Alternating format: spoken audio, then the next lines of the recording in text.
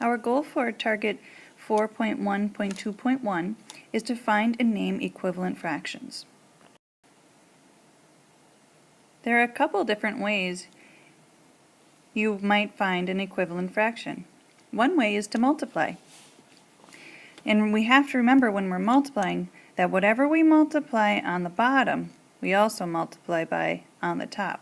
So let's start with an easy one. Let's just multiply by 2. So we'll say times 2 on the bottom, but remember we have to do the same thing on the top. So we'll do times 2 on the top as well. And then we just do our multiplication problems. 6 times 2 is 12. And 4 times 2 is 8. And that gives us our new equivalent fraction. We can also test to see if this is really true and if we did our multiplying correctly. Let's take what we started with, 4/6, and the answer we got, 8/12. And we're going to do something called bottoms up to check our answer. We are going to multiply going from the bottom of the fraction up to the top of the one next to it. So if we multiply 12 times 4, I might have to write that out. 12 times 4. 4 times 2 is 8. 4 times 1 is 4. Okay, so if I multiply from the bottom up, 12 times 4 is 48. Okay, now I'm going to go from the bottom up again, and 6 times 8 is 48. I got the same answer on both sides. So since I got the same answer on both sides, that tells me too that these are two equivalent fractions. Another way to find equivalent fractions is to divide. Just like last time we multiplied, well this time we're going to divide. And let's try dividing by 2. 12 divided by 2 equals 6. And remember, whatever you do on the bottom, you have to do on the top. Since we did 12 divided by 2, now we have to do 8 divided by 2. And 8 divided by 2 is 4. That gives me my new answer, 4/6.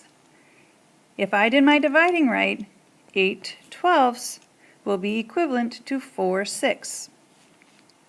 Now we can check this again, if you remember, by using bottoms up. Let's check our work. So we're going to write the two fractions we have, 8/12 and 4/6. And we're going to start at the bottom of one problem and go up to the top of the other one. And again, we're going to do 12 times 4. I need to write mine going up and down so I can make sure I get the right answer. So 12 times 4. 4 times 2 is 8. And 4 times 1 is 4. So I got 48 for my answer. Now again, I'm going to do bottoms up. And I know this fact. 6 times 8 is 48. So now I got the same answer when I did bottoms up on both sides. That tells me that this again is an equivalent fraction and I did my dividing right. Now here's a pretty common fraction that we'll see, 3/4. I want you to pause this and see what you would get for an answer if you had the fraction 3/4. How would you find an equivalent fraction for this? Okay, if you're still listening, that means that you've already paused it and you have your own answer too. So I think it would be easiest to multiply by 2. I always think that's a pretty easy one to use. You can multiply by anything. You can multiply by 3, 4, 5. You can multiply by 100. Let's try 3 actually to try something different. 4 times 3 is 12.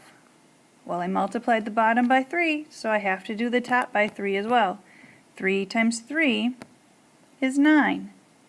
So my new equivalent fraction is 9/12. So I want to check my work though. So 3/4 and 9/12. I'm going to check that using bottoms up.